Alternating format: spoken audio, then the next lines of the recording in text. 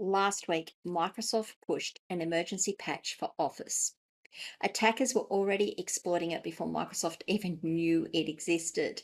This one works by gaining your confidence. Today, we're going to talk about that and how you can stay safe. Welcome to Rise and Shine, your daily business tech boost with me, Charly Leetham. If you're a small business owner looking to simplify technology and get real, actionable advice from someone with 35 years of IT experience, you're in the right place. Every episode, I'll dive into tools and systems like email, CRM, marketing and tracking, and I'll break them down into bite-sized tips you can use straight away. Your time is valuable, so let's get straight to the point. It's time to work smarter, not harder. Rise and Shine. It's your dose of business tech inspiration with me, Charly Leetham. It is Firewall Friday. It is episode number 676, and I'm still recovering from the surgery I had. So this is a pre-recorded one. So last week, Microsoft released a patch for Microsoft Office. I put out it was last week. By the time you're watching this, it might be the week before. I'm a bit out of it, as you can imagine. I put out a social media post about it, so if you didn't see it, I should be able to put the contents here as well. But basically, it was a 0-day exploit, meaning that hackers had found and exploited the vulnerability before Microsoft even knew it existed. Look, 0-day exploits aren't unusual. They happen quite often, and we will get emergency patches all the time. But what I wanted to talk about is the actual exploit, how it worked and how it required getting your confidence to actually execute, because that was the important part of it. It wasn't just the fact that it was a 0-day exploit, because the patch can come out for that. It was more important understanding how things can work when they start to bring in a human aspect to things. So first of all, the flaw that we're talking about bypassed Office's built-in security protections. That's the stuff that's supposed to stop malicious code running when you open a document. So, you know how sometimes, well, not sometimes, pretty much all the time, when you open Word or Excel, it puts up that little bar at the top that says we've disabled editing so that code can't run. Click here to enable it. That little message. What that does is that if there's any code that's embedded in a document, a Word document or a spreadsheet or whatever Microsoft product you're using, sometimes that code can execute malicious functions and give people access to your computer and stuff, and it's a known attack vector. This this exploit actually allowed hackers to embed suspicious objects into your documents, and when you open the document, it turned those protections off without you knowing. And the next thing you know is that your computer has been compromised, and all of those things that go along with it. So Microsoft's own security team discovered it, and it was discovered that it was already being exploited, and they moved to fix it. So it is being fixed. We'll address that shortly. It is being fixed, or it is fixed. The important part about this is, though, it wasn't just that the document would open and this code would execute. The important part about this was they had to get you to open the document so that the code could execute.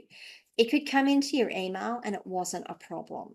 Well, they didn't think it was a problem, and I've got to be a little careful. Maybe they've found out since I've recorded this that it was a problem. But as far as I could read when I recorded this episode, it required the document to be opened. It could sit in your email and not do anything. So there was a social engineering component to this entire flaw. And that flaw was that the attacker needed you to open the document so that they could get into your computer. How did they do it? Well, I mean, we've seen them, and I know I speak about it a lot. If you get a document that comes into your email and you don't know who it's from, or it doesn't look right, don't open it. Even if it is from someone you think you know, or it looks you know and you know well, and the document looks strange and it's not something you're expecting from them, don't open it, even if it is something you're expecting from them. Don't open it. Check with them to make sure they've actually sent you that. It might be something like an invoice, a quote, a contract. It might, it might just say, here's a copy of the purchase of an order that you've put in with us for purchasing stuff. What did I purchase from you? Open it up to have a look. So easy to do. It really is, especially when you can get emails that look official, when it's easy to take someone else's, another company's email template and make it look like yours, and then obfuscate the sender address with, Microsoft Code Team or um, Australia Post information or something. It's easy to do. They make it look like it's normal business correspondence. The wording is good, the layout is good. You look at it, and without thinking, you open the document, and that's when that malicious code runs. So there is absolutely a social engineering part of it. There is I'm going to call it a confidence scan. They've got to gain your confidence that this document, that this email is legitimate. So the thing that you need to do to make sure you are safe, and it's not just for this hack, it's for everything. When you get something into your inbox, make sure you are 140%, 200% certain that it's a legitimate document. If you have any concerns whatsoever, don't open it. Go back out of channel to the person who sent it to you and say, did you send me that document? Is this document legitimate? Now, I'm not saying you should do it with everything, but I am saying that if you're looking at something, you think, I was not expecting that to come from them, be careful. Be safe, because these types of things occur and you never know what's going to happen. Once you open a document, you don't know what's going to happen. I know it's terrible. The more sophisticated we get, the more sophisticated the attacks become, isn't it? Okay, now let's have a chat about the hack and what you need to do to make sure you're safe. Now, if you're on Office 2021 or Microsoft 365 desktop apps, you need to close all of your Office programs completely and then reopen them. That will apply the fix that went out automatically from Microsoft. Now, by the time you're watching this video, you've probably already done that, so it's a bit late, but I do want to make sure that I've got this information here for you. If you're on Office Online, the web version, you're already protected. There really is nothing to do. They push that out as soon as they found, and because it's web, you open it up, you're getting the new version straight away. If you are on Office 2016 or 2019, the patches are available. Make sure you install them immediately. Immediately, not immediately, immediately. Don't delay installing the patches. I know after my last episode about Windows updates, I'm now saying upgrade your Office versions. It's always so difficult, isn't it?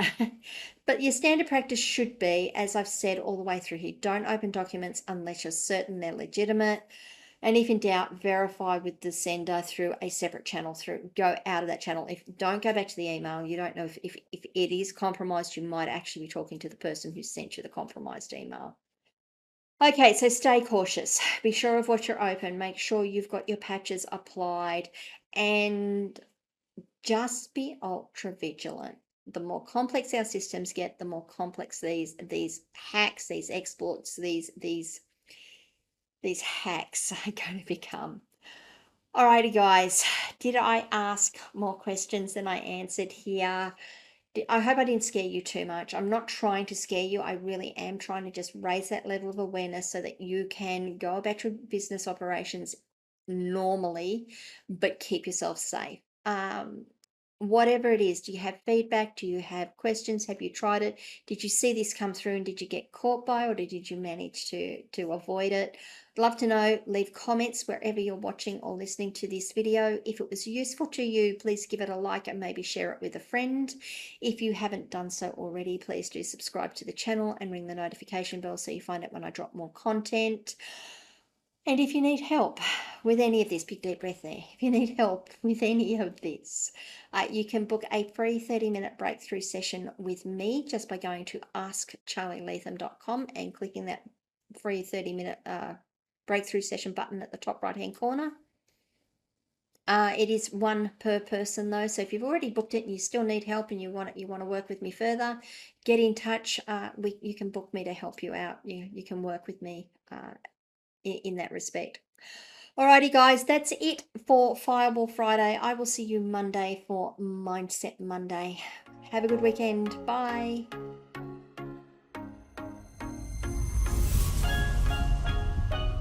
Hey there, thanks so much for tuning in to Rise and Shine, your daily business tech boost. I hope today's episode gave you some actionable insights that will make your business tech work smarter for you.